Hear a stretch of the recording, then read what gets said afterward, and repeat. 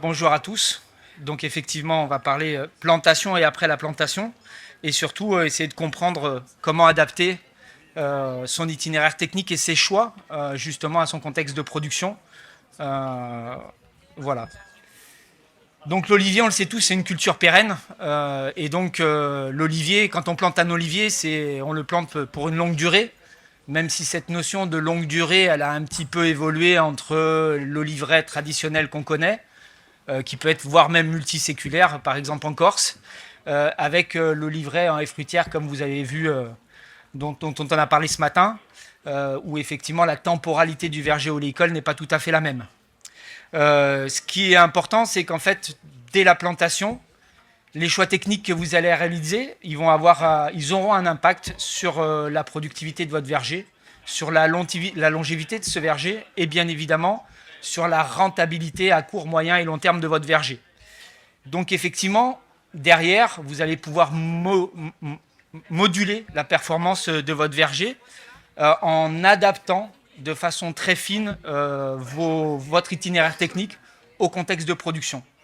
Votre premier objectif là-dedans, bien évidemment, c'est de bien comprendre et d'analyser votre contexte de production, savoir en quoi il est favorable à la culture de l'olivier, savoir quelles sont ses faiblesses et comment vous allez pouvoir modérer ces faiblesses. Et donc, bien évidemment, il va falloir se poser la question des conditions climatiques, il va falloir se poser la question du sol, et il va falloir également se poser la question de vos ressources, que ce soit des ressources en eau, que ce soit des ressources en main-d'œuvre, en matériel, mais également en ressources financières, puisqu'on a parlé, bien évidemment, quand on est sur un objectif de plantation, il y a un coût de plantation qui va être différent entre une stratégie en haie fruitière et une stratégie conventionnelle.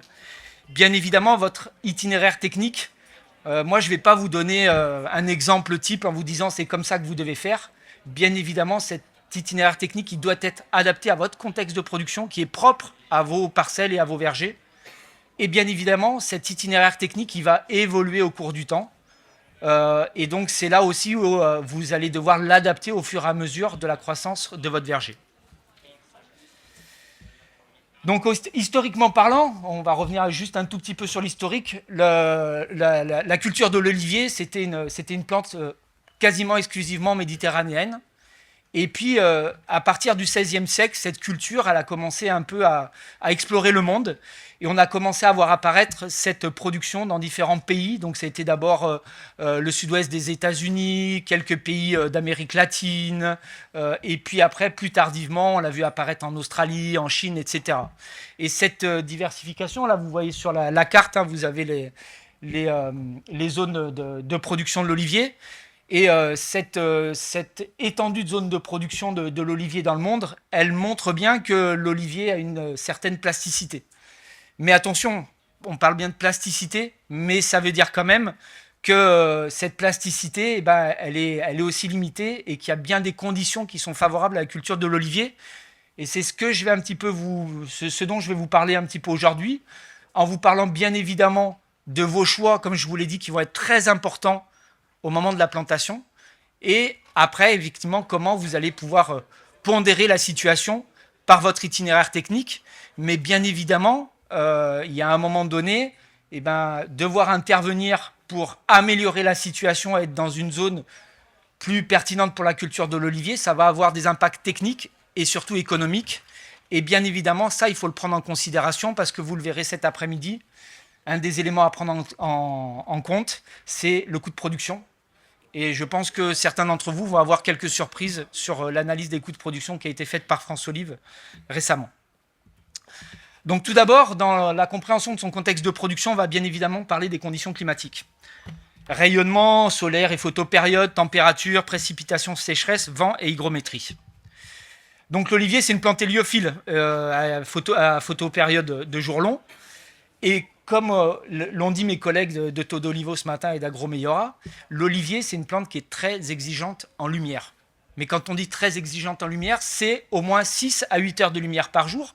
Ça veut dire 2197 heures par an. Alors les scientifiques, ils parlent plutôt d'énergie solaire, ils parlent de joules par centimètre carré. Et il y a vraiment des phases de croissance de l'olivier, donc la différenciation des bourgeons, la floraison et la fructification, où il y a vraiment besoin de beaucoup de lumière. Et ce qui est très clair aujourd'hui, et ça on le sait, un des facteurs limitants aujourd'hui, c'est la lumière. Plus l'ensoleillement est important, plus la production sera meilleure et de qualité. Et ça, c'est vraiment un élément qui est hyper important. D'ailleurs, je vous ai présenté un petit élément qui compare le nombre d'heures d'ensoleillement entre différentes régions. Vous avez le sud l'Andalousie, et puis vous avez la région PACA, vous avez l'Occitanie, c'est l'Occitanie dans sa globalité, et puis vous avez aussi la région Rhône-Alpes-Auvergne. Et ce qui frappe tout de suite, c'est qu'entre les conditions andalouses et nos conditions à nous, on voit déjà qu'en termes d'heures d'ensoleillement, on a déjà un nombre d'heures d'ensoleillement qui est très différent.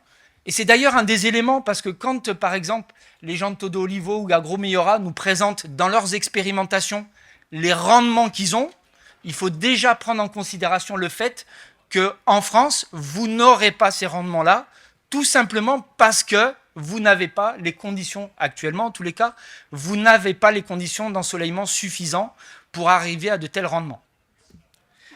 Donc bien évidemment, c'est un élément très important dès le départ. Et dès le départ, dès la plantation, encore une fois, je vous le redis, vos choix, ils sont très importants dès la plantation et vous allez les subir une fois que c'est planté, vous allez les subir, donc vous allez pouvoir potentiellement un peu les pondérer, mais encore une fois, ça va avoir des coûts. Donc si, avant la plantation, bien évidemment, il va falloir se poser la question, est-ce que le choix de mon site, il est adapté? Déjà, est-ce que déjà, j'ai pas un problème d'ensoleillement? Est-ce que mes variétés sont adaptées, puisqu'on sait toujours qu'il y a des spécificités variétales, des variétés qui sont plus ou moins adaptées et acclimatées à certaines conditions. Il va falloir se poser la question de la densité de plantation. Ce matin, on vous a présenté le super intensif et le intensif. Bah, effectivement, aujourd'hui, il va falloir se poser la question de j'aimerais bien faire du super intensif, mais en fait, j'ai pas la lumière qu'il faut. Donc, effectivement, ça va vraiment poser un problème. Donc, voilà, vos premières questions, c'est ça. L'orientation du verger, bon, c'est que c'est nord-sud, généralement, pour favoriser la luminosité du verger. Et bien évidemment, dès le départ à la plantation, il va falloir mettre en place des dispositions pour limiter l'ombrage. Est-ce qu'il y a des haies, est-ce qu'il y a des bosquets, etc. Est-ce que je ne suis pas dans une zone trop encaissée, etc. Et ça, c'est vraiment le premier élément hyper important, c'est cette notion d'ensoleillement, qui est un facteur souvent sous-estimé sur la réalité de productivité du verger. Alors bien évidemment, après plantation, vous allez pouvoir agir un petit peu, bien évidemment, par exemple, par rapport à la taille. Vous allez devoir tailler pour favoriser la pénétration des arbres. Vous allez devoir entretenir les haies s'il y en a. Parfois, il faudra mieux les enlever. Pour d'autres situations, il va falloir plutôt en mettre. Mais en tous les cas, il va falloir limiter leurs ombrages. Il va falloir aussi optimiser l'alimentation hydrominérale de vos arbres. Il ne va pas falloir avoir des arbres trop vigoureux si vous avez des distances de plantation qui sont trop serrées. Aujourd'hui, on le voit et on a des exemples sur certaines variétés traditionnelles. Je pense à la picholine. Il y a eu un moment donné, la picholine, on l'a plantée en 6 par 6. C'est une variété qui est vigoureuse. Aujourd'hui, 15-20 ans après, on voit bien que sur la picholine, on se retrouve à avoir des vergers qui commencent à se fermer de plus en plus, à avoir moins d'accès à la lumière, et donc du coup des actions de taille plus répétées et plus régulières. Ça a un coût tout ça. Voilà. Donc déjà, d'ores et déjà, vous savez qu'il y a ce critère à prendre en considération.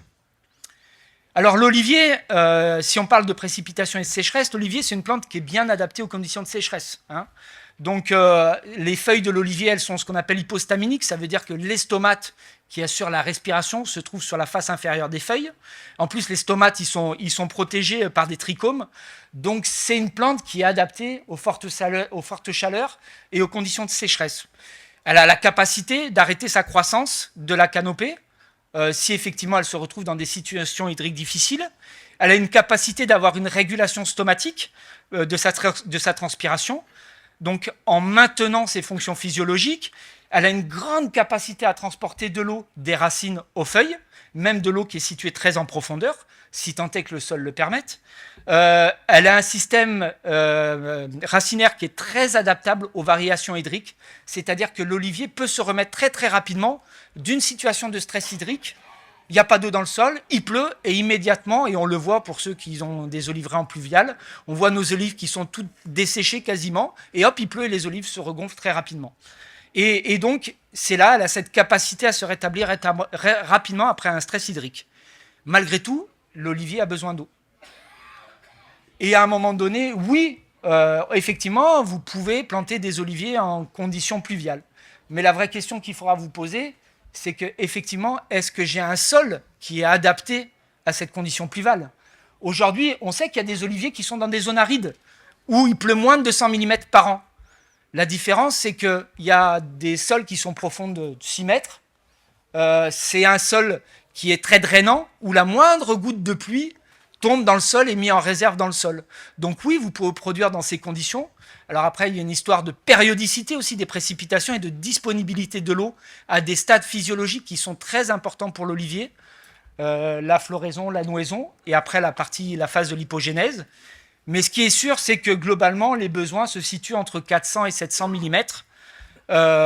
Et ça va vous permettre de garantir une certaine productivité, parce que là encore, il faudra se poser la question, quels sont mes objectifs de production?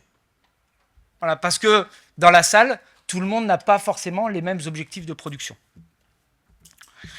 Alors là, encore une fois, il y a des décisions qu'il va falloir prendre dès la plantation. Encore une fois, le site est-il adapté?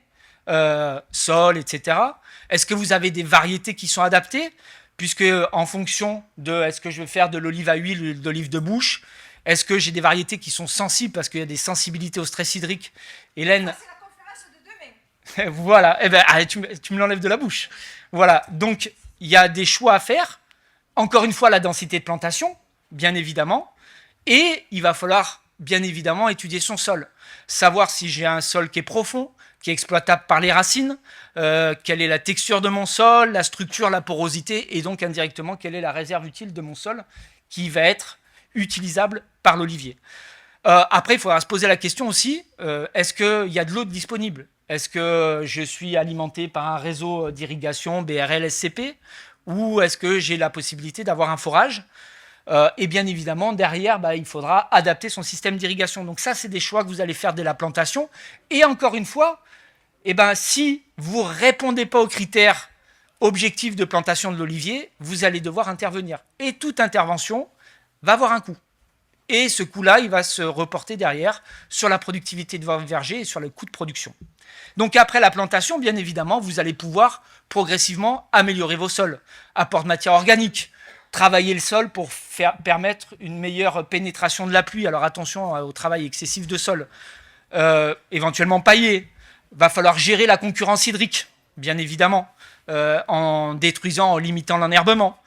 Il va falloir choisir son système d'irrigation et surtout le piloter en fonction de votre ressource. Est-ce que j'ai une ressource totalement disponible ou pas du tout? Il y a des histoires de tours d'eau, de débit de pointe, etc. à prendre en considération. Bien évidemment, il faudra aussi avoir des suivis des conditions météo et notamment la pluie. La question se posera aussi par rapport à l'alimentation minérale. Aujourd'hui, pas d'eau, c'est pas de solubilisation des engrais apportés au sol. Donc il faudra peut-être envisager d'autres modes de fertilisation. Fertilisation foliaire, qui sur certains éléments nutritifs fonctionne très bien. Azote, potasse par exemple. Donc tout ça, c'est des choix que vous ferez, que vous devrez faire si vous n'avez pas d'eau ou pas suffisamment d'eau. Et puis bien évidemment, il faudra aussi optimiser sa fertilisation, notamment en potasse, bien évidemment en fonction des analyses de sol et des analyses foliaires, parce que des arbres bien alimentés en potasse sont normalement plus résistants à des stress hydriques. On va parler de température. Là encore, il y a des températures minimales, il y a des températures maximales, il y a des températures optimales. On sait que des températures très basses, elles peuvent occasionner des dégâts très importants jusqu'à la mort de l'arbre. Et bien évidemment, il va y avoir des notions de stade phénologique qui vont être importants. Donc les températures, elles ont un rôle crucial sur la survie, sur la croissance végétative, sur la floraison et la fructification. Il y a des températures maximales aussi. Au bout d'une certaine température, au-delà de 35 degrés, la photosynthèse est ralentie. Donc la performance de vos arbres va être ralentie. Encore une fois, l'olivier, il est tout à fait capable de résister à des très fortes températures.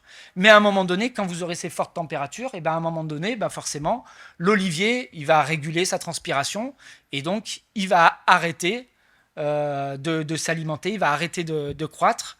Et puis après, des trop fortes températures à certains stades peuvent avoir des répercussions très très importantes. Voilà, donc il faudra aussi se poser la question, c'est dans mon contexte de production, Est-ce que je suis très au nord ou est-ce que je suis très au sud? Est-ce qu'effectivement, les températures, donc il faudra bien étudier dans votre site d'implantation les conditions climatiques, parce qu'effectivement, ces températures, en fonction du stade phénologique, aussi en fonction de l'acclimatation, c'est un exemple assez récent, là on était plutôt ces dernières semaines sur des températures relativement douces, et puis d'un coup dans certaines zones on est passé à des températures négatives. Et là c'est beaucoup plus impactant pour l'olivier que quand un arbre est rentré progressivement dans la période hivernale, et donc là il a eu le temps de s'adapter, c'est comme nous, quand le froid il tombe d'un coup, on a beaucoup plus froid que si on était adapté à ces températures. Ce qui est important aussi de savoir, c'est que l'olivier, pour résister aux basses températures hivernales, il y a de la dormance, et qu'à un moment donné, pour sortir de cette dormance, pour la levée de dormance, il a besoin de cumuler un certain nombre de froids. Alors là, dans la biblio, il y a plein d'éléments. Alors on est moins concerné en France, on est un peu plus concerné notamment dans des pays plus au sud, en Espagne par exemple ou ailleurs. Effectivement, il y a des manques d'heures de froid, et ça a des impacts sur la production des arbres. On sait qu'aujourd'hui, on a besoin de cumuler du froid pour sortir les arbres de la dormance. Alors là, on considère qu'il faut à peu près entre 300 et 400 heures de froid avec des températures. Alors là, les seuils, ils ne sont pas très clairement définis. Certains disent à des températures inférieures à 9 degrés. D'autres disent que c'est des températures inférieures à des températures qui se situent entre 7 et 15 degrés. Mais on n'est pas très sûr, et il y a des études actuellement qui sont faites là-dessus. Oui. En fait, on ne sait rien. Voilà. Et aujourd'hui, comme c'était un olivier, un arbre qui poussait tout seul, tous ces paramètres qu'on peut avoir en arboriculture fruitière sur toutes les autres espèces, on ne les a pas. Et elles sont aussi fonction de chacune des variétés. Donc c'est très complexe. Voilà. On sait aussi que l'olivier apparemment aurait besoin aussi d'amplitude thermique jour-nuit, supérieure à 10 degrés à certaines périodes de l'année. Mais là encore, il y a vraiment beaucoup de différences entre les variétés, etc. Et aujourd'hui, il y a vraiment beaucoup de recherches qui sont faites, parce que comme vous pouvez le voir sur la photo, un manque d'heures de froid, ça crée des floraisons asynchrones, et donc derrière, forcément, des baisses de production. Inversement, des fortes températures en période de floraison, vous voyez la photo, résultat de la production zéro. On peut parler du gel, bien évidemment, pour les gens qui vont planter dans des territoires. Voilà. Hélène a fait une très belle note dont je me suis inspiré. Donc il faut se poser la question, effectivement, est-ce que je suis dans une zone gélive? Donc bien évidemment, le gel, il aura des impacts en fonction du stade phénologique, puisqu'on a des gels hivernaux, mais on a aussi, et on l'a vu ces dernières années, des gels printaniers, qui peuvent avoir des répercussions. Vous avez quelques photos là. Là encore, il y a cette histoire de brutalité du phénomène. Est-ce que les températures, on est descendu progressivement ou rapidement? Il y a aussi du type de gel. Est-ce qu'on est sur un gel, une gelée blanche ou noire? Ce qui fait la différence, c'est la présence d'humidité. Gelée blanche, il y a de l'humidité, gelée noire, il n'y en a pas. Et il y a une histoire de durée de gel et du dégel aussi. Parce que plus le dégel est brutal, plus le risque, c'est l'explosion des cellules et donc des impacts, des dégâts de gel, qui vont être importants. Il faut se rappeler aussi que les dégâts de gel, vous n'allez pas les voir immédiatement. Parfois, vous avez un gel et plusieurs semaines après, c'est là où vous allez voir les symptômes. On parle beaucoup du gel sur les dégâts des arbres, mais ce qu'on a oublié aussi, c'est qu'on peut avoir du gel au moment de la récolte. Et bien évidemment, du gel au moment de la récolte, ça peut être la récolte à la poubelle. La seule alternative que vous avez, c'est être en capacité de récolter hyper rapidement si vous avez un dégât de gel. Parce que vous voyez, là, vous avez un exemple de deux parcelles qui sont contiguës, une qui a été soumise au gel et l'autre non, et vous voyez les mesures d'indice de peroxyde, et vous voyez que sur la parcelle qui a subi un dégât de gel, l'indice de peroxyde est monté très très rapidement. Voilà. Et ça, on l'oublie souvent. J'en ai discuté il n'y a pas très longtemps avec quelqu'un, où il me parlait du risque gel sur ses plantes, etc. Mais je lui dis, mais est-ce que tu as pensé dans des zones un peu plus au nord, ton cycle il va être un peu plus tardif, la floraison va être un peu plus tardive qu'au sud de la Méditerranée. Mais il y a une question aussi, tu vas peut-être devoir récolter un peu plus tôt que nous, et la question va se poser de, est-ce qu'effectivement il y aura assez d'huile dans les olives? Plus vous êtes au nord, sur certains territoires, plus il y a des risques gel. Donc là encore, je le redis, il y a des décisions à prendre avant plantation. Est-ce que mon site d'implantation, il se situe dans une zone avec des risques de gel? Fond de vallon, etc. Parcelles mal drainées aussi, c'est important parce que il y a de l'humidité, il y a des risques de gel plus importants. Encore une fois, est-ce que les variétés que j'ai choisies, elles sont adaptées à ces situations-là? Et encore une fois, Et il y a aussi la période de plantation qu'il faudra définir par rapport à vos risques gel. Voilà. Donc après plantation, bien évidemment, il va falloir gérer l'environnement de la parcelle, notamment les haies, la présence de haies, etc., qui vont limiter l'écoulement du froid. Donc il faudra peut-être les détruire. Paillage et voile d'hivernage sur des jeunes plants, d'un point de vue économique, quand on est sur des grandes parcelles, ça me paraît peu probable et pas viable. Sur des plus petites parcelles, pourquoi pas.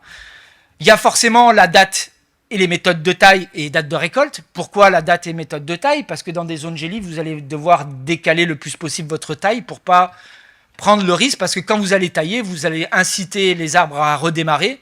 Et donc, forcément, un gel qui va intervenir sur des arbres qui sont en train de redémarrer va avoir plus de conséquences.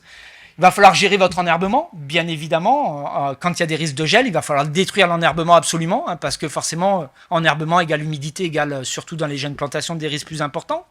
Encore une fois, il va falloir optimiser votre fertilisation, potasse et azote. Il ne faut peut-être pas avoir des arbres trop vigoureux. Il ne faut pas avoir des arbres trop alimentés en potasse, parce que la potasse fait la turgescence des solides, des cellules, et donc forcément des risques gel accrus. Il faudra peut-être avoir des suivis météo, température humide. On sait qu'en arboriculture, en viticulture, il y a une méthode de lutte directe, mais aujourd'hui, en oléiculture, se pose réellement la viabilité économique de ce type de méthode. Je sais que dans certains pays oléicoles, quand il y a vraiment des risques de gel, ils passent avec le pulvé, ils pulvérisent de l'eau. Voilà, c'est vraiment, je pense, une solution qui est peu envisageable aujourd'hui. On va y venir. Là... Ouais, mais on est en hiver, donc le risque maladie du feuillage, j'y crains pas. Voilà. On va parler vent et hygrométrie. Là encore, l'olivier, c'est une plante qui est bien adaptée au vent. Il a un enracinement souvent assez étendu, et qui peut être profond, encore une fois, si le sol le permet. Et la pluviométrie, bien évidemment. Il a des feuilles qui sont bien attachées à l'arbre. Donc il est quand même assez résistant. Et le vent, il peut avoir des effets même positifs, d'accord? Donc le vent, les effets positifs, c'est favoriser par exemple le séchage, je vais y arriver, rapide des feuilles, donc limiter l'humidité, donc ça peut être intéressant. Il peut favoriser la pollinisation aussi. Bon, alors si le vent il est modéré, bien évidemment. Et inversement, il peut occasionner des stress hydriques. Un vent très chaud, par exemple, ça va accentuer le stress hydrique. Ça peut même occasionner des brûlures sur des jeunes plants ou sur des organes végétaux qui sont récents. Il peut impacter les arbres et la récolte, faire tomber les fleurs, les fruits, etc. si les vents sont trop violents. Au niveau de l'humidité, forcément, l'olivier, il n'aime pas trop l'humidité. Donc pourquoi? Parce que ça va favoriser le développement de maladies cryptogamiques. Et ça peut perturber la pollinisation parce que trop humide égale un grain de pollen qui ne va pas voler. Et donc voilà, pour un exemple, à un moment donné au Portugal, sur la zone atlantique, les plantations, ils ne plantaient pas à moins de 10 km du bord de mer Atlantique, justement pour ces problèmes d'humidité. Alors encore une fois, je le redis, des choix avant la plantation, choix du site, toujours on y revient, c'est récurrent, choix des variétés, plan de plantation, adapté, notamment quand on a des zones ventées, il faudra peut-être se poser la question d'où vient le vent majoritaire pour mettre vos pollinisateurs au bon endroit. Il faudra peut-être envisager dans certaines situations de planter des brise-vents, et à l'inverse, peut-être il faudra en supprimer si vous êtes dans des zones humides. Et bien évidemment, après la plantation, ou au moment de la plantation, il faudra mettre des tuteurs adaptés. Il faudra aussi tailler vos arbres de façon à limiter l'emprise au vent. Il faudra envisager dans les zones humides, quand vraiment il y a de l'humidité au moment du pollen, il y a certains qui passent le pulvérisateur sans eau, juste le ventilateur, pour essayer de remettre un peu en suspension le pollen. Là encore, il faudra optimiser le pilotage de votre irrigation, bien évidemment. Il faudra optimiser l'alimentation hydrominérale pour limiter une vigueur excessive des arbres qui sont sujets à des problématiques dans des situations de vent. Et puis, il faudra bien évidemment avoir dans les zones humides une protection phytosanitaire adaptée. Ça sous-entend plus de traitements et encore une fois des impacts sur le coût de production. Je vous ai mis quelques exemples. Bien évidemment, le petit tuteur en bambou que vous voyez à gauche pour vous, bien évidemment, dans des zones ventées, il n'est pas adapté. il faudra mettre des plus gros tuteurs. Vous voyez, il y a un exemple, hein, un arbre qui était peu enraciné, avec un système racinaire pas très profond, un coup de vent, et l'arbre il est tombé. Et puis je vous ai mis quelques symptômes de maladies cryptogamiques, l'œil de Pan et la cercosporiose et l'impact que ça a, notamment la défoliation des arbres. Voilà pour les conditions climatiques. Maintenant, encore une fois, l'objectif c'est de comprendre son contexte de production. Le deuxième élément important, c'est le sol. Voilà. Quel est mon sol ? Quelle est l'hétérogénéité de mon sol ? On va en parler. Et il faudra envisager la réalisation de profils, la réalisation d'analyses. Et je vais vous donner un petit peu les exigences édaphiques de l'olivier. Alors, quand on parle de sol, si on dézoome un petit peu et qu'on regarde à l'échelle nationale, on sait très bien qu'on a à l'échelle nationale des sols qui sont très hétérogènes.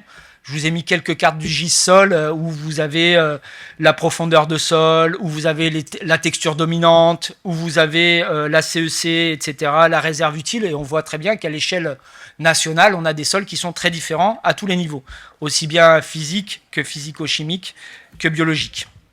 La question qu'il va falloir se poser, c'est que est-ce qu'à mon échelle parcellaire, j'ai une hétérogénéité ? Parce que ça va avoir des impacts sur votre itinéraire technique. Et pour regarder ça, vous avez plusieurs solutions. Bien évidemment, il faudra regarder la topographie. Si j'ai une parcelle en pente, il y a des chances qu'en haut de la pente et en bas de la pente, le contexte sol soit différent. Il faudra regarder un petit peu l'enherbement. Est-ce que j'ai des enherbements différents sur la parcelle ? Il faudra également regarder la vigueur des arbres.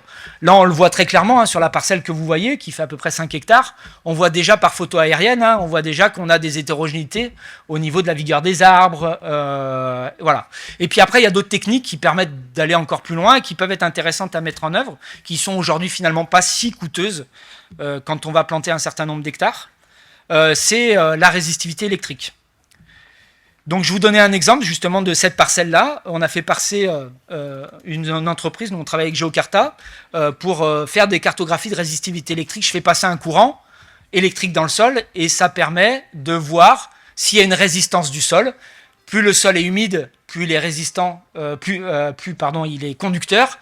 Moins il est humide, plus il est caillouteux et poreux, plus il est résistant. Et donc vous voyez les hétérogénéités de sol à partir de cette conductivité. Là, vous le voyez entre 0 et 50 cm, entre 0 et 1 mètre. À partir de cette carte, on fait un plan de sondage et vous allez voir pourquoi on fait ça. Si ça veut bien passer, voilà, vous avez l'exemple. Donc je reprends ma carte de résistivité, je reprends mon plan de sondage et je vous ai mis... pardon, ça a été trop vite parce que j'ai pas la même chose qui est affichée. Voilà, pardon. Et vous voyez le plan de sondage, la zone où on a fait des trous et on a fait des profils de sol. Et ben vous voyez que sur cette petite parcelle de 5 hectares, malgré des zones qui sont très proches, vous voyez sur les profils, on a des profils qui sont très très différents au niveau structure, au niveau profondeur, au niveau texture, au niveau enracinement des arbres. Et donc ça, c'est juste pour vous rappeler qu'à un moment donné, il ne faut pas croire que vos sols sont très homogènes à l'échelle interparcellaire, mais également intraparcellaire. Si je transforme ça, donc on a décrit les profils, on a fait des analyses de texture, etc. Et ça nous permet de faire des cartes. Donc là, je vous montre par exemple la carte de teneur en argile du sol, la carte de teneur en limon, et je vous ai mis une carte de réserve utile, utilisable par les racines sur la profondeur d'enracinement. Vous voyez qu'on est bien sur une hétérogénéité importante, et cette hétérogénéité importante, vous pourrez l'intégrer dans votre itinéraire technique, parce que potentiellement, votre action, tant au niveau amendement que fertilisation, que même choix d'orientation de vos plantations, que type d'irrigation, peut être adapté à cette hétérogénéité, sachant qu'un sol, vous allez pouvoir intervenir dessus, mais vous n'allez pas pouvoir totalement modifier rapidement un sol. Donc bien évidemment, il va falloir dans tous les cas caractériser vos sols, et pour ça, il n'y a que le profil de sol. Les analyses vont vous donner des éléments, on y reviendra, mais il y a un moment donné, il va falloir caractériser vos sols. Et ça, il va falloir faire un profil de sol. Si vous êtes sur un verger déjà planté, il va falloir observer la profondeur d'enracinement de vos arbres. Il va falloir identifier les différents horizons. Il va falloir regarder la structure de ces horizons. Et il faudra faire éventuellement des prélèvements pour analyse de texture, parce que tout ça va vous orienter dans vos choix. Au niveau de la plantation, bien évidemment, mais également avant plantation sur la zone de travail de vos sols. Si vous voulez sous-soler, à quelle profondeur je vais sous-soler? Parce que potentiellement, vous allez peut-être avoir des horizons qui vont être hyper tassés, qu'il va falloir casser, et juste en disant je vais sous-soler à telle profondeur, peut-être ça ne va pas être la bonne. ça va vous orienter aussi sur la fertilisation et vous orienter sur des choix, par exemple le système d'irrigation. Et ça, souvent, cette étape, vous avez un peu tendance à la sauter. Je fais des généralités, hein, excusez-moi. Voilà juste pour vous montrer des profils de sol, tous ont été faits sur des cultures d'olivier. Et ben vous voyez que si je prends les deux photos d'en haut, ben vous avez deux types de sols et vous avez deux systèmes racinaires qui sont très différents. Un système racinaire qui a vraiment colonisé jusqu'à 1 mètre de profondeur, qui est très dense, etc. Et au contraire, sur la photo de droite pour vous, ben là vous avez un sol qui est plus contraint et vous voyez très rapidement le système racinaire de l'olivier qui est plutôt traçant que va en profondeur. Il faut bien prendre en considération, contrairement s'il y a des viticulteurs dans la salle, l'olivier, le système de racinaire de l'olivier, il est un peu fainéant en réalité. C'est-à-dire que s'il rencontre un obstacle, l'olivier n'a pas les capacités de la vigne à essayer d'y aller. L'olivier va faire demi-tour, il va se faufiler ailleurs, il va être plutôt beaucoup plus être traçant qu'aller en profondeur. Si par contre le sol lui permet, il ira bien en profondeur, il ira bien coloniser la totalité du volume du sol qu'il peut coloniser. Et vous voyez qu'on a des situations de production très différentes. J'ai des sols avec des profondeurs de 70 cm, des sols où j'ai à peine 30. Hein. Et vous voyez le système racinaire de l'olivier. Si la deuxième photo en partant de la gauche, vous voyez que l'olivier, là, il s'est vraiment concentré sur les 30 cm. Donc bien évidemment derrière, vos choix, irrigation, dose, fréquence, fertilisation, etc., ne vont pas du tout être les mêmes en fonction de ce contexte-là. Bien évidemment, il faudra aussi faire des analyses pour évaluer la texture superficielle, parce que la texture de vos sols va avoir un impact sur le comportement agronomique de vos sols. Moi, je vous ai donné quelques exemples en fonction de la classe de texture de vos sols, quel est le comportement agronomique vis-à-vis du risque de tassement, etc., etc. Effectivement, il faudra aussi faire des analyses physico-chimiques. Donc, juste pour vous donner, deux types de sols. Fissuration, sol très argileux. On le voit bien, on a une belle fissure en plein milieu de la parcelle. Et sur la photo de gauche, si on ne peut pas appeler ça une croûte de battance, alors moi, je ne sais pas. Donc, bien évidemment, là aussi, en fonction de ce type de sol-là, il faudra avoir des interventions agronomiques qui vont être différentes. Il faudra aussi analyser vos sols sur les 20 premiers centimètres, qui sont quand même la zone prépondérante pour la partie irrigation et fertilisation. Donc faire des analyses chimiques, déterminer le pH, déterminer la CEC, déterminer la teneur en éléments minéraux, voire oligo-éléments, et bien évidemment aussi vous poser la question du côté organobiologique. Alors je le dis, mais vous le savez sans doute, on a une collaboration avec Célestalab et on a des tarifs préférentiels pour les oléiculteurs ou néo-oléiculteurs, parce qu'effectivement, ce côté biologique est très important derrière, le fonctionnement biologique. Voilà. Donc là, très clairement, je vous ai pris un exemple. Je ne dirai pas à qui appartient cette analyse, mais vous avez un sol qui est très favorable à la culture de l'olivier. Voilà, on a quand même des niveaux qui sont relativement hauts en potasse, en phosphore, etc. Donc, bien évidemment, il va falloir se poser la question de l'utilité des apports. Alors, historiquement, c'est vrai, on trouve les parcelles d'olivier sur des sols pierreux, peu profonds et pauvres. Finalement, souvent, l'olivier, aujourd'hui, on le trouve sur des sols où les autres cultures n'avaient pas des rendements hyper importants. Seulement, la réalité, c'est que la culture de l'olivier, elle a bien changé aussi. Avant, on était plutôt sur une culture familiale, vivrière. Aujourd'hui, je pense que les gens qui sont dans la salle, on est plutôt sur une culture de production pour en vivre. Et donc, bien évidemment, même si l'olivier, il est peut-être moins exigeant que d'autres végétaux, il a quand même des besoins pour sa croissance et sa productivité. Et plus le sol sera optimal, meilleure sera la croissance, meilleure sera la productivité et moindre sera la nécessité de mettre en plus des fertilisants, des amendements, etc., qui vont vous coûter de l'argent et qui vont avoir un impact sur le coût de production. Donc, bien évidemment, si je mets un sol un peu typique de l'olivier, il faudrait une profondeur de 1 mètre, 1 mètre 50. Il faudrait une texture équilibrée. Attention sur des sols supérieurs à 35% d'argile. Là, ça va commencer vraiment à poser des problèmes. Il faut une structure légère, plutôt drainante et aérée. Bon, ça, c'est un peu la réalité de beaucoup de production. On a la chance, c'est que l'olivier, il est un petit peu indifférent au pH, voire même il est très bien adapté à des pH basiques. Alors attention, hein, bien évidemment, chez un pH basique, il va y avoir des répercussions sur l'alimentation derrière, des phénomènes de blocage. Inversement, chez un pH acide, bah, il va peut-être falloir envisager du cholage. On en reparlera. Il est très adapté au sol calcaire, heureusement. Hein. Voilà. Par contre, effectivement, il y a un moment donné, sol calcaire, d'accord, mais au-delà de 40% de calcaire actif, c'est plus très bon. Et puis là même, une certaine tolérance, alors là encore, il y a des critères de variété, à une certaine forme de salinité. Dans tous les cas, si vos sols ne répondent pas à ces critères-là, il faudra adapter vos plantations et votre itinéraire technique. Par exemple, je suis un sol argileux, peu profond, etc. Il faudra de toute façon envisager de faire des drains dès la plantation. Il faudra peut-être dans certains cas envisager, et c'est le cas dans certaines plantations, de travailler sur butte. Alors attention, là encore, ça va avoir des répercussions. Hein, comment je vais assurer le désherbage si je suis en bio. Et puis bien évidemment, l'itinéraire technique, il faudra peut-être apporter de la matière organique, gérer l'enherbement, etc. Bref, encore une fois, je reviens toujours sur la même chose. Avant la plantation, il faudra se poser la question, c'est est-ce qu'encore une fois, la parcelle, mon site d'implantation, mes variétés, ma densité de plantation, est-ce qu'elle est adaptée à la production d'olivier, à l'optimum de production de l'olivier, ou est-ce qu'au contraire, je vais devoir intervenir ? Et bien évidemment, encore une fois, avant la plantation, je suis en sol argileux, c'est sûr, il va falloir faire des drains, parce qu'il y a un truc qu'on est sûr, c'est que l'olivier, il n'aime pas du tout avoir les racines dans l'eau. Voilà, parce que ça pourrit derrière et vous allez avoir des gros problèmes. Peut-être il va falloir justement dès le départ, dans des situations par exemple biologiques, vous n'avez pas des sols très bien, plutôt que de planter rapidement, il va peut-être falloir envisager derrière des semis avant plantation, hein, prendre le temps de la réflexion justement et peut-être travailler votre sol en conséquence, faire des apports de matière organique, hein, c'est très important. C'est aussi des économies parce que si votre sol minéralise bien, votre sol va fournir de l'azote à vos arbres et c'est ça, de l'azote en moins que vous devrez apporter. Je rappelle aujourd'hui, j'ai écouté une émission de radio, je crois ce matin ou hier, je ne sais plus, où il disait que globalement, c'était les viticulteurs qui parlaient, il disait que le coût des intrants avait augmenté de 30% ces dernières années. Voilà, il y a toute cette réflexion à avoir.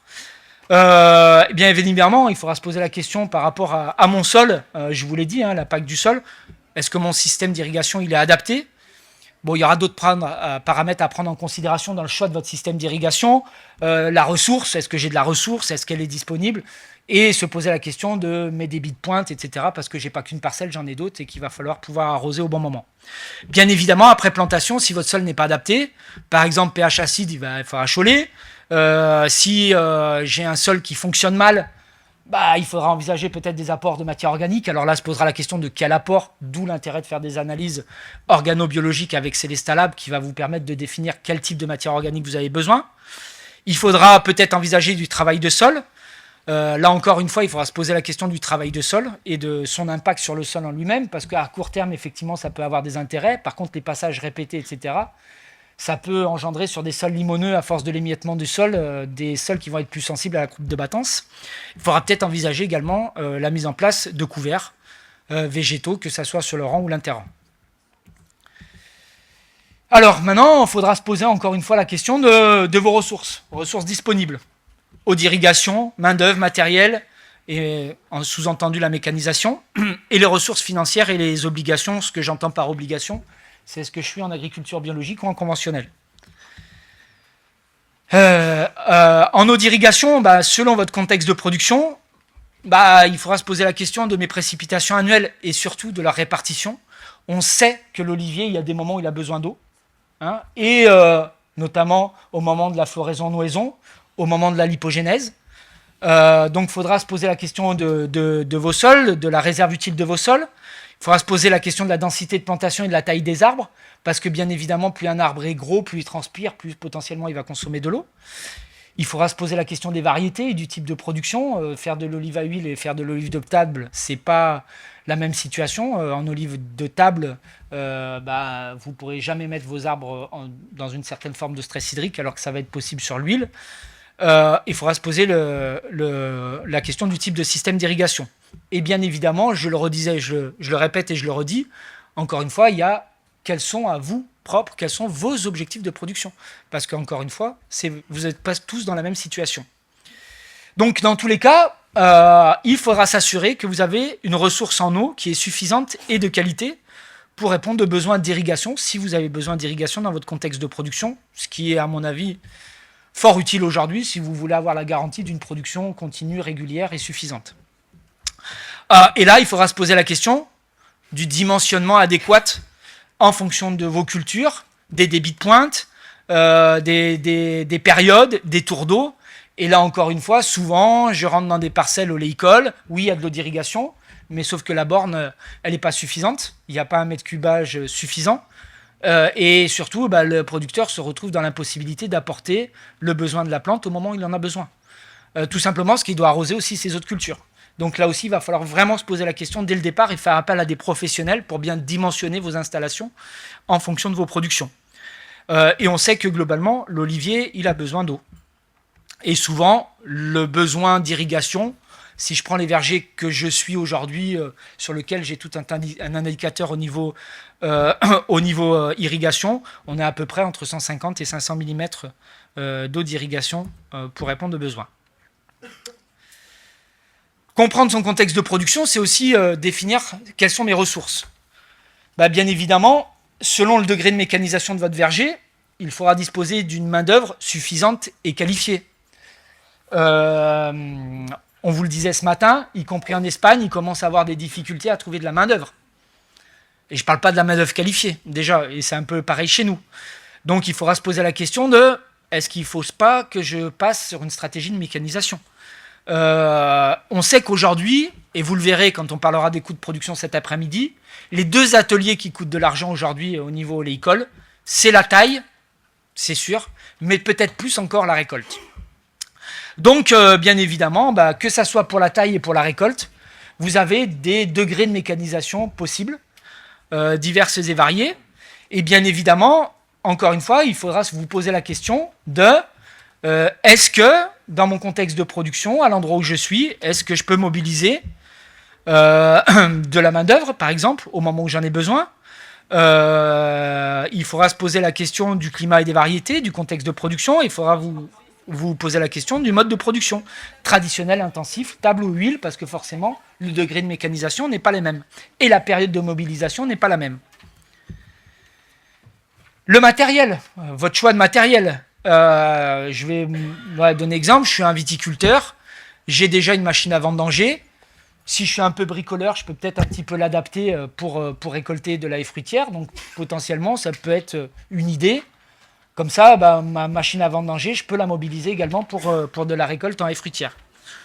Une autre situation, voilà, j'ai un producteur qui a plein de productions différentes et il a un système de désherbage.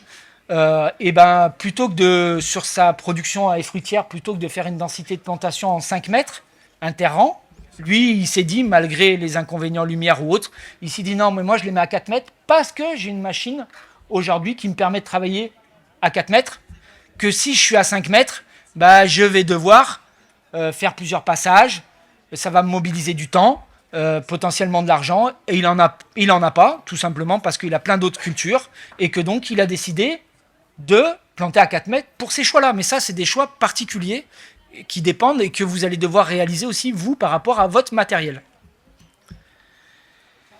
Et bien évidemment, se posera également la question des ressources financières. Voilà, investissement, coût de production. Bien évidemment, on va en parler cet après-midi, mais le coût d'investissement d'une plantation à haie fruitière n'est pas le même que le coût d'investissement d'une plantation traditionnelle. Bien évidemment, le coût de matériel de récolte n'est pas le même si j'achète une machine à vendanger, si j'ai des vibreurs de tronc, etc. Mais après, il faudra aussi, dans vos choix, se poser la question de l'impact sur le coût de production. Voilà, parce qu'indirectement, si je décide de ne pas acheter du matériel, du coup, je vais devoir faire manuel, et le coût de la main-d'œuvre, ça pèse beaucoup aujourd'hui sur le coût de production. Voilà, donc il y a tous ces questionnements-là qu'il faut avoir. Voilà, alors on va quand même parler un petit peu de, voilà, je viens de planter, je suis dans une phase d'implantation de mon verger, les années 1 à 3, et quels vont être les choix que je vais pouvoir faire. Encore une fois, je ne vais pas vous donner l'itinéraire technique que vous pourrez adapter chez vous, mais plutôt vous pousser à la réflexion. Bien évidemment, les premières années, on a des objectifs.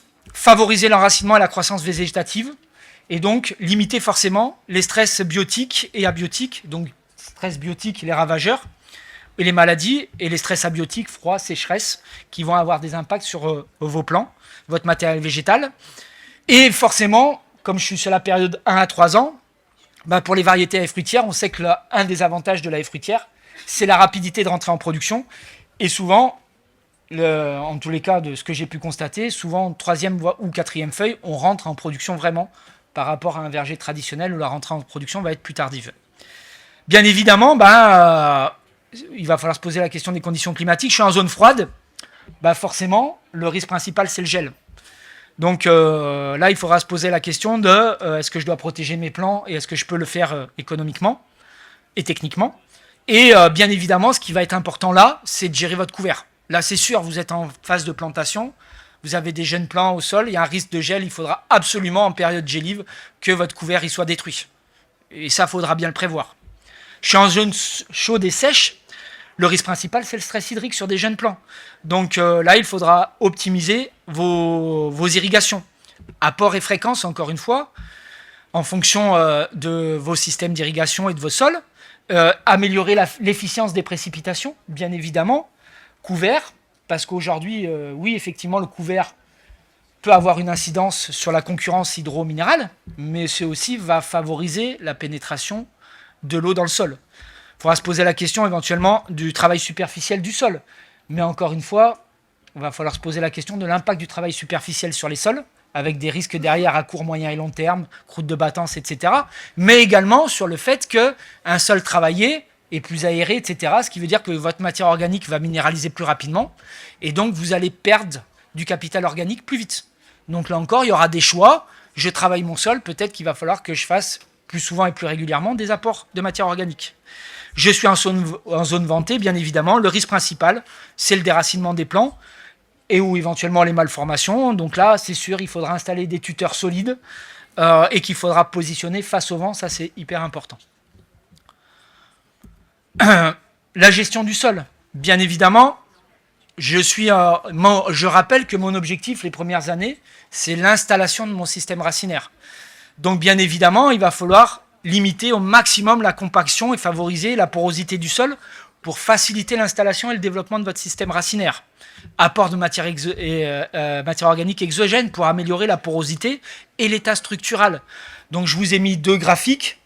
Vous avez le graphique de droite, c'est l'impact de la teneur en matière organique sur le risque de croûte de battance.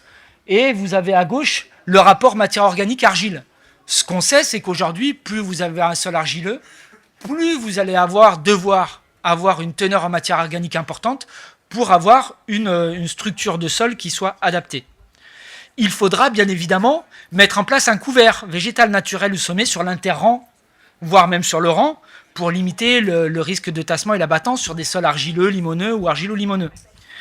Travail superficiel du sol, si j'opte pour cette solution-là, on va préférer bien évidemment les outils vertical à travail du sol vertical. Dents ou disques, préférez plutôt les outils à dents qui vont préserver, genre par exemple cultivateur ou scarificateur, qui vont préserver la structure du sol. D'accord ? Dans tous les cas, il faudra favoriser la croissance des arbres en limitant la concurrence hydro-minérale. Donc là, je viens parler sur le rang. Donc là, il faudra se poser la question du désherbage. Et là, bien évidemment, la question du désherbage, forcément, elle va se poser la question sur le choix de votre itinéraire technique. Ça va être plus facile de désherber en étant conventionnel et en utilisant des herbicides que de désherber en étant en bio et en devant utiliser des outils mécaniques qui, sur un jeune plant, vont être plus compliqués à maîtriser, vont forcément avoir des impacts sur le coût de production. Je vous ai mis des exemples. Donc là, vous avez un exemple d'un verger, alors travail du sol total, des jeunes vergers, jeunes plantations. Et là, vous avez un exemple d'un verger en haute densité, en bio, et se poser la question sur ce verger-là. Et vous le voyez, en termes d'enherbement, vous avez une plante qu'on connaît bien, qui est très compliquée. Et là, il ne savait pas du tout comment il allait devoir intervenir avec cette problématique. Érigéron du Canada. Vous voyez l'érigéron, je ne sais pas si vous voyez, l'érigéron est plus haut que les arbres. Les arbres se retrouvent au milieu de l'érigéron. Très compliqué en termes de gestion, il était en bio. Comment je vais faire ? Vous avez diverses stratégies, voilà, enherbement, maintenu sur l'interrang et bien tendu sur le rang, enherbement total, voire dépaillage, pour limiter l'enherbement. L'irrigation. Alors très clairement, sauf très cas particulier, parce qu'aujourd'hui vous êtes sur un plan, le système racinaire n'est pas totalement installé, donc ça veut dire que les possibilités à votre plan d'utiliser l'eau du sol, la réserve utile du sol, elle est très limitée. Donc bien évidemment, sur un jeune verger récemment planté, il va falloir arroser à un moment donné ou à un autre. Tout ça parce que ça va favoriser la croissance de l'arbre et l'installation du système racinaire. Donc là, votre objectif sera de maintenir le plus possible une humidité optimale au niveau du système racinaire des plants. Et puis progressivement, forcément, au fur et à mesure de la croissance de l'arbre, il faudra élargir un peu la zone d'humidité et vos choix d'irrigation. La stratégie d'irrigation, là encore, elle va dépendre de votre situation. Climat chaud et sec, tempéré ou humide, les besoins en eau vont être très différents. La date de plantation aussi, je plante en hiver ou je plante au printemps. Ça va être un peu différent parce que si je plante en hiver, forcément le système racinaire aura, au moment de la période sèche, sera un peu plus développé. Bien évidemment, attention, je ne vais pas pouvoir planter en hiver, à l'automne plus exactement, si vous êtes dans des conditions gélives, parce que là c'est garanti la mort de l'arbre, bien évidemment. Le conseil aujourd'hui dans des zones, j'allais dire traditionnelles, c'est plutôt une plantation au printemps. Oui, oubliez le mot hiver, on n'est pas dans d'autres espèces fruitières. Effectivement, il faudra se poser la question dans votre irrigation du type de sol. Est-ce qu'il est filtrant? Est-ce qu'il est compact? Quelle est la profondeur de mon sol? Parce que forcément, les doses que vous allez apporter et la fréquence ne va pas être la même. La profondeur, je l'ai dit. La densité de plantation, la taille des arbres, etc. et le volume. Et le système d'irrigation, bien évidemment. Est-ce que je suis en micro-aspersion ou est-ce que je suis en goutte à goutte?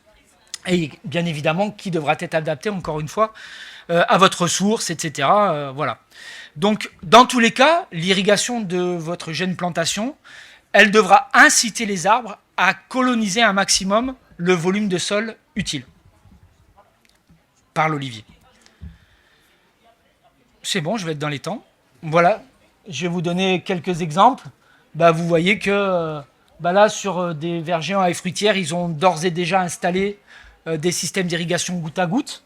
Il y en a d'autres qui font des cuvettes, notamment en traditionnel, souvent ils font des cuvettes et au fur et à mesure, ils arrosent avec la tome à eau. Et je vous ai mis là-bas, vous voyez, tout en bas à droite pour vous, un jeune plant, un jeune arbre plutôt.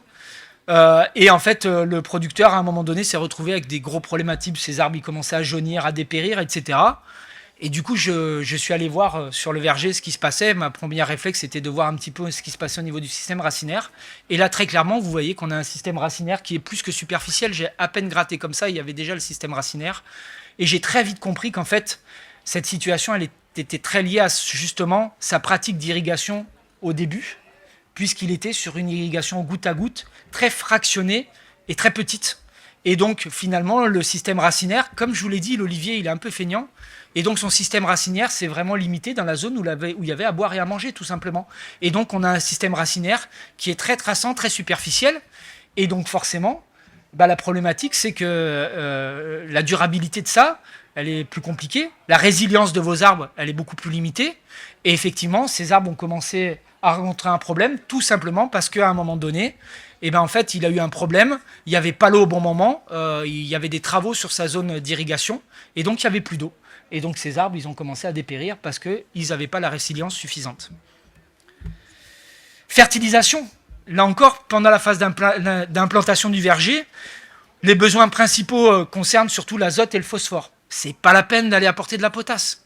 Surtout que, dans la majorité des cas, vous avez des sols qui sont relativement riches en potasse, en tout cas dans les zones traditionnelles de culture de l'olivier. Donc ça ne sert à rien de mettre des engrais complets, vous dépensez de l'argent pour rien. Là encore, par contre, votre stratégie de fertilisation, elle va dépendre de plein de paramètres, de votre sol, des conditions climatiques. Quand j'entends sol, effectivement, est-ce que j'ai un sol qui minéralise déjà? Est-ce qu'il fournit de l'azote? Est-ce qu'il est riche en phosphore ou pas? En phosphore disponible, bien évidemment. Il y a les conditions climatiques qui vont être importantes et qui vont générer le type de fertilisation que vous allez faire. Encore une fois, si vous n'avez pas d'eau, au moment où vous mettez vos engrais au sol, ils ne vont pas passer en solution dans le sol, et donc forcément, ils ne seront pas disponibles pour la plante. Donc il faudra peut-être envisager d'autres stratégies de fertilisation. Foliaire, fertirrigation pour ceux qui sont équipés. Conditions climatiques, forcément, je l'ai dit, risque de gel, bon, bah, on va limiter les apports, les excès d'azote. Vigueur des arbres, bien évidemment, ça va être adapté. Votre type de production, je suis en bio ou je suis en PFI, en production fruitière intégrée, en conventionnel, on va le dire, bah, le type d'engrais que vous allez mettre, ça ne va pas être le même.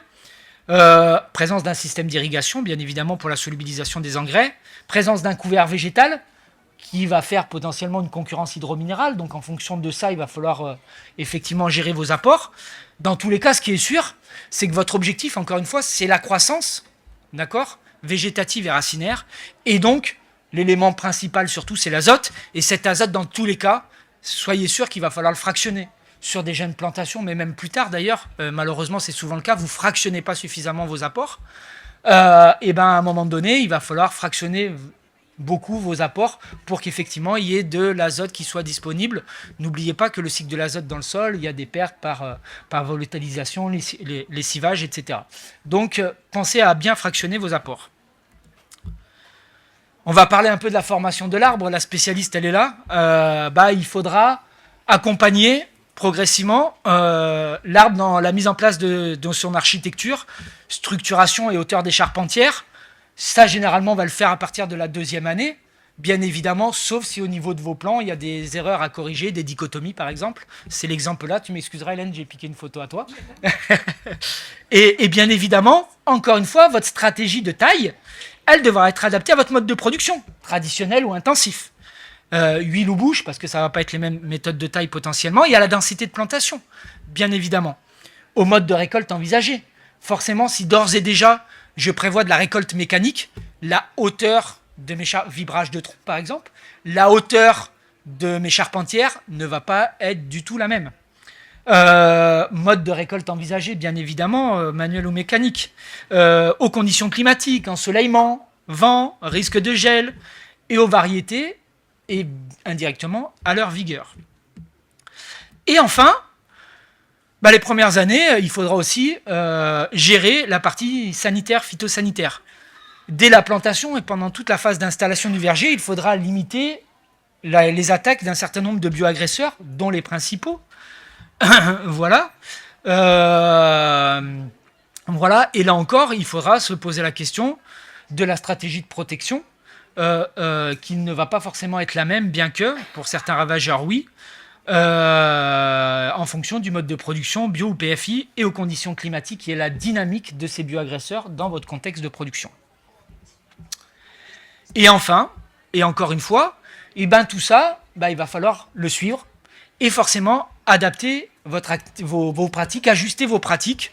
Et pour cela, il va falloir observer vos vergers. Et donc, il va falloir mettre en place des indicateurs, bien évidemment. Alors, ça fait très, très agronome, etc. Mais les indicateurs, ça peut être juste des indicateurs visuels, bien évidemment. Et bien évidemment, il faudra observer régulièrement sur votre parcelle l'homogénéité de croissance de vos arbres. Présence de pousses et longueur. Est-ce que mes arbres y poussent ou pas ? Le diamètre du tronc, parce que c'est important. La hauteur, bien évidemment. La couleur du feuillage, qui peuvent être des signes de carence. Et éventuellement, si vous voyez des situations hétérogènes sur votre parcelle, qu'a priori, vous voyez des arbres qui poussent différemment, mais vous ne voyez pas de symptômes visuels spécifiques, il faudra peut-être penser à regarder un peu le système racinaire pour voir si éventuellement il n'y a pas un petit peu des blocages, peut-être des plants qui ont un peu chignonné, par exemple, etc. Une mauvaise croissance, faible ou excessive, des plants ou une croissance hétérogène à l'échelle de votre parcelle seront des indicateurs qui vont vous orienter sur des déclenchements de certaines analyses potentiellement pour adapter votre itinéraire technique. Et donc bien évidemment, les ajustements techniques que vous pourrez apporter, c'est bien évidemment votre irrigation, qu'il faudra adapter en fonction de la croissance de vos arbres, en fonction de la situation hydrique de vos parcelles. Donc vous avez, je vous le rappelle, des bulletins qu'on rédige tous les 15 jours qui vous donnent un peu une situation climatique et des conseils en termes d'irrigation. Ils sont gratuits, n'hésitez pas. Voilà, il suffit de vous abonner. Vous pourrez éventuellement mettre des capteurs, sol, voire plantes. Bon, il faudra être en capacité de comprendre ces capteurs-là et les indications qu'ils fournissent, mettre des capteurs météo également, pluviométrie, etc. Il faudra éventuellement aussi faire des corrections, adapter votre fertilisation en fonction d'autres indicateurs. Donc vous avez les analyses foliaires. Là encore, on a un partenariat avec un laboratoire pour faire des analyses de feuilles qui vous permettent de savoir si vos arbres sont en situation alimentaire favorable ou défavorable et quelles peuvent être les situations de carence ou d'excès. Il faudra aussi, et c'est important et on l'oublie parfois, refaire des analyses de sol tous les 3 à 4 ans. L'importance de ces analyses de sol, c'est plutôt de voir l'impact de vos pratiques sur la qualité de vos sols. Encore une fois, on ne peut parler de production et de productivité qu'à partir du moment où on prend cette notion de sol en considération. Et c'est une considération très importante. Vous ferez des économies d'engrais si vous avez des sols qui fonctionnent bien. Là aussi, il faudra ajuster la taille en fonction de la vigueur des arbres, en fonction du mode de récolte et d'autres facteurs, bien évidemment. Et il faudra éventuellement renforcer ou alléger votre protection phytosanitaire en fonction de l'évolution de vos arbres, du contexte environnemental, etc. et de la situation climatique, bien évidemment, et l'apparition de certains ravageurs. Donc, globalement, qu'est-ce qu'il faut retenir ? Finalement, c'est un petit peu ce que j'ai dit dès le départ. C'est que la réalité aujourd'hui, c'est qu'il va falloir vraiment vous poser la question dès la plantation. C'est est-ce que mon lieu d'implantation, ma densité de plantation et mes variétés, elles sont adaptées. Parce que vos choix, dès le départ, ils auront un impact sur la productivité, la longévité, la rentabilité de votre culture. Et ça, c'est hyper important. Alors, bien évidemment, comme je vous l'ai expliqué tout au long de ma présentation, vous allez pouvoir moduler certains éléments, adapter vos itinéraires techniques, mais bien évidemment, toutes les adaptations que vous fournirez pour améliorer la situation auront des impacts sur vos coûts de production, et ça, c'est important. Et donc, bien évidemment, cette adaptation de vos pratiques, on parle aujourd'hui de changement climatique ou de dérèglement climatique, je préfère ce terme-là. Bien évidemment, il ne faut pas se dire, tiens, j'ai un protocole, je suis ça, j'apporte tant tous les ans, telle quantité d'engrais, telle quantité d'eau. C'est pas du tout comme ça que vous devez fonctionner. Tous les ans, et régulièrement, et même plusieurs fois par an, vous devez aller observer vos vergers, vous devez faire des analyses, vous devez regarder pour adapter votre itinéraire technique à votre contexte de production au sens large et au sens beaucoup moins large, c'est-à-dire les questions de météo, il a plu, il n'a pas plu, il a plu en hiver, il a plu en été, etc. Et donc adapter en fonction des conditions biotiques et abiotiques, bien évidemment, présence de ravageurs ou pas, etc. Donc, bien évidemment, c'est ça l'élément important, c'est que votre itinéraire technique, il doit être en perpétuelle évolution et il doit être ajusté en permanence. N'allez pas prendre un itinéraire technique tout fait que certains parfois vous proposent, parce que la réalité, c'est que ça ne sera jamais adapté à votre contexte de production. Et c'est bien à un moment donné, en ayant des réflexions et en mettant en œuvre peut-être des indicateurs qui vont vous permettre aujourd'hui d'adapter au mieux votre itinéraire technique, encore une fois, pour être plus efficient.